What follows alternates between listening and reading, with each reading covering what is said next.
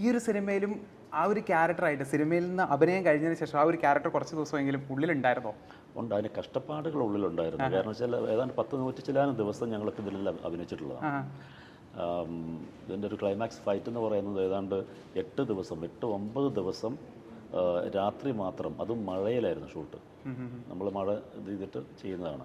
അതൊക്കെ ഏറ്റവും ഭാഗ്യം എന്ന് പറയുന്നത്, ആർക്കും ഒരു ചെറിയ ചെറിയ പരുക്കും കാര്യങ്ങളൊക്കെ പറ്റിയിട്ടുണ്ടെങ്കിൽ പോലും ആർക്കും പനി വരാതെയും അല്ലെങ്കിൽ ഒരു കാരണം കൊണ്ട് ഷൂട്ടിംഗ് മുടങ്ങാതെ കൊണ്ടുപോയതും കാര്യങ്ങളും ഇന്നും അത് കുറച്ചു കാലം നമ്മുടെ മനസ്സിലുണ്ടായിരിക്കും. അതിൻ്റെ ഒരു എക്സ്പീരിയൻസ് എന്ന് പറയുന്നത് ഇതിൻ്റെ ഒരു സ്റ്റില്ല് കാണുമ്പോഴത്തേക്ക് നമുക്ക് ആ ലൊക്കേഷനിൽ ഇതെല്ലാ കാര്യങ്ങളും ഓർമ്മ വരും. ഞങ്ങൾ അവിടെ തന്നെ അല്ലേ ഉണ്ടായിരുന്നത്. അപ്പോൾ അത് എന്നും ഒരു ഓർമ്മയുള്ള ഒരു കാര്യം തന്നെയായിരിക്കും. ഇപ്പോൾ സുരേഷ് ഏട്ടൻ്റെ കാര്യം എടുത്ത് നോക്കുമ്പോൾ മമ്മൂക്കയുടെ കൂടെ ലാലേട്ടൻ്റെ കൂടെ ഒക്കെ വർക്ക് ചെയ്തിട്ടുള്ള ആളാണ്.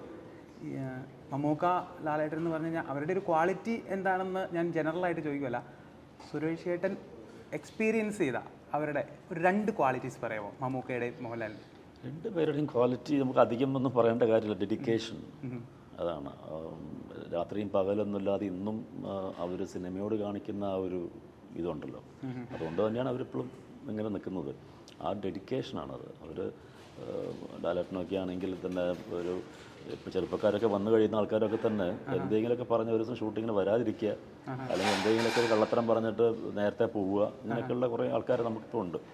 പക്ഷേ ലാലേട്ടനൊക്കെ 102-104 ഡിഗ്രി പനി ഉണ്ടായിട്ട് പോലും ഫൈറ്റ് ചെയ്തിട്ടുള്ള അനുഭവങ്ങൾ എനിക്കുണ്ട്.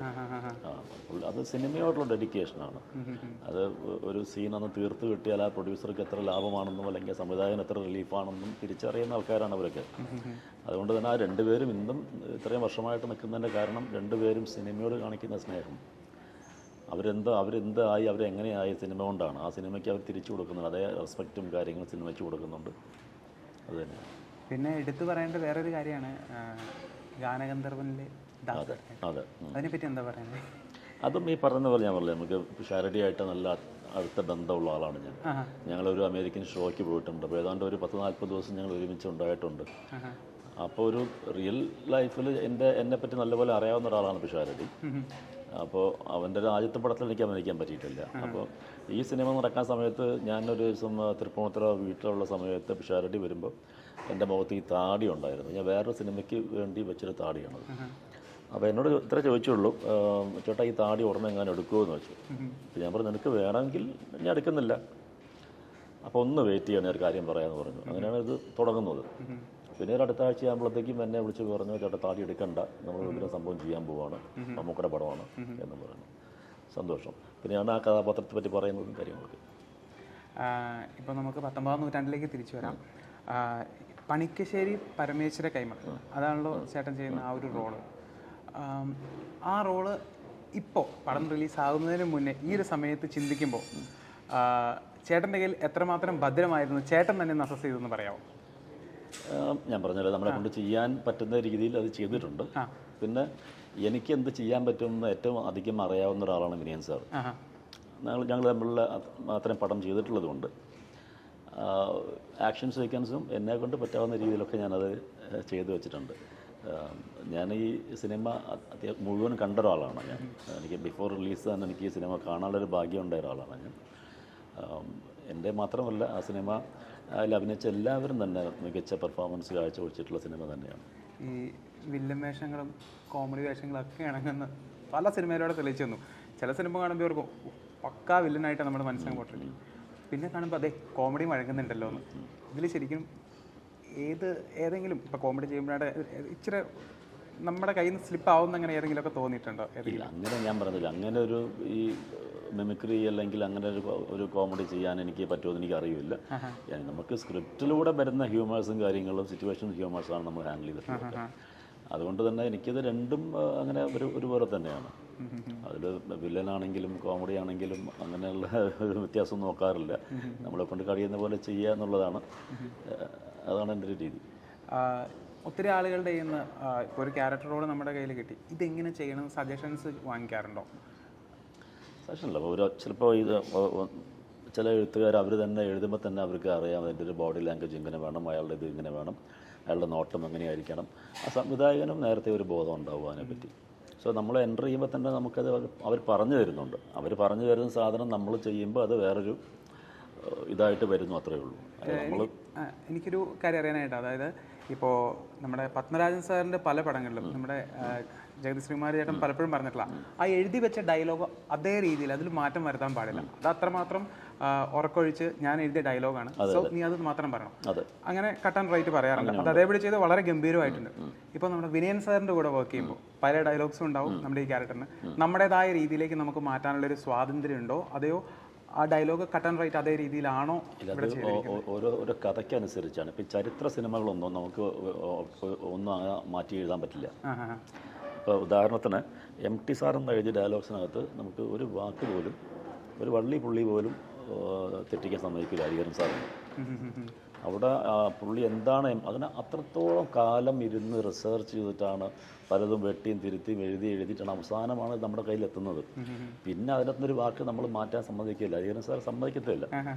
വിനയൻ സാറിൻ്റെ അടുത്ത് നമുക്ക് ചിലപ്പോൾ ചില സാധനങ്ങൾ, സാർ നമുക്കിത് ഇങ്ങനെ ഒന്ന് പറഞ്ഞാൽ കുഴപ്പമുണ്ടോ, നോക്കട്ടെ എന്ന് പറഞ്ഞാൽ അത് കുഴപ്പമില്ല പറഞ്ഞതെന്ന് പറയും പുള്ളി.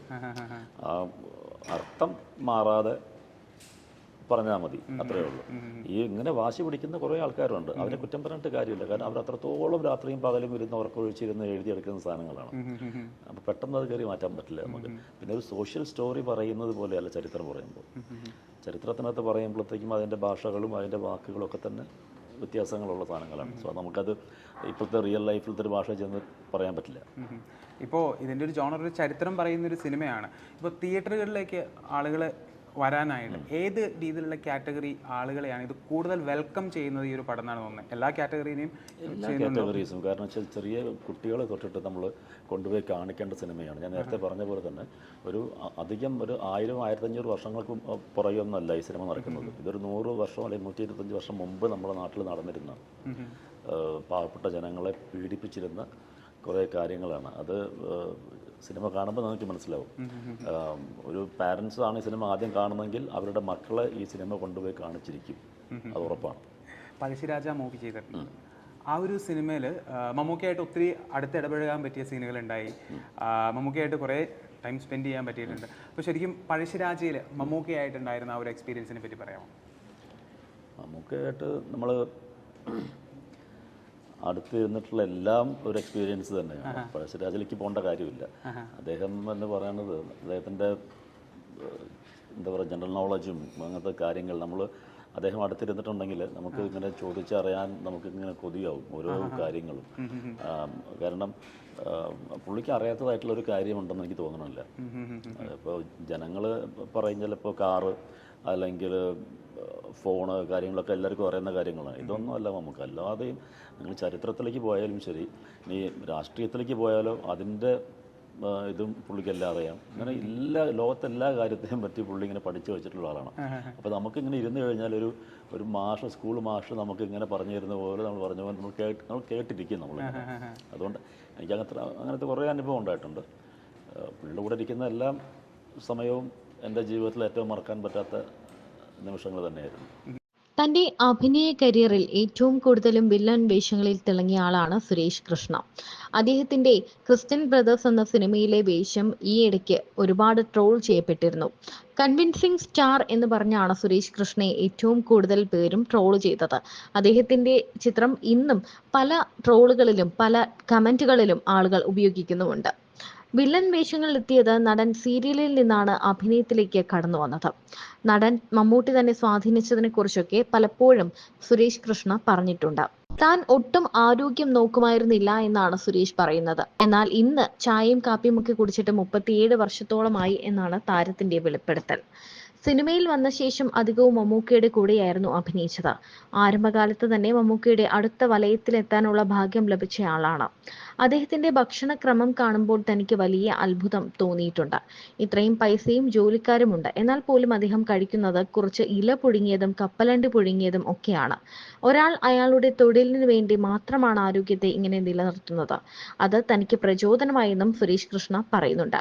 മമ്മൂട്ടിയെ പരിചയപ്പെടുന്നതിന് മുൻപ് തന്റെ ആഹാര രീതി മോശമായിരുന്നു എന്നാണ് സുരേഷ് കൃഷ്ണ പറയുന്നത്. മമ്മൂട്ടി തന്നെ പ്രൊമോട്ട് ചെയ്തു എന്നറിയില്ല. അങ്ങനെ ഉണ്ടെങ്കിൽ തന്നെ പുള്ളി പറയില്ല. സംവിധായകർ എന്നോട് അങ്ങനെ പറഞ്ഞിട്ടില്ല. ആ സമയത്തും ഇപ്പോഴും മമ്മൂട്ടിക്ക് കംഫർട്ടബിൾ ആയവരെ ആയിരിക്കും സിനിമകളിൽ കാസ്റ്റ് ചെയ്യുന്നത്. അങ്ങനെ ചോദിക്കുമ്പോൾ അവൻ കുഴപ്പമില്ല ഇട്ടേക്കെന്ന് പറഞ്ഞിരിക്കാം എന്നും സുരേഷ് കൃഷ്ണ പറയുന്നുണ്ട്. അതേസമയം മോഹൻലാലിനും മമ്മൂട്ടിക്കും സിനിമയോട് വലിയ ആത്മാർത്ഥതയാണ് ഉള്ളതെന്നും സുരേഷ് കൃഷ്ണ പറയുന്നു.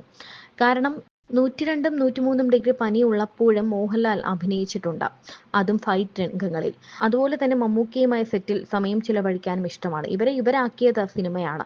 അതുകൊണ്ട് തന്നെ ആ നന്ദി ഇവർ ഇന്നും സിനിമയോട് കാണിക്കുന്നുണ്ടെന്നും താരം പറയുന്നു.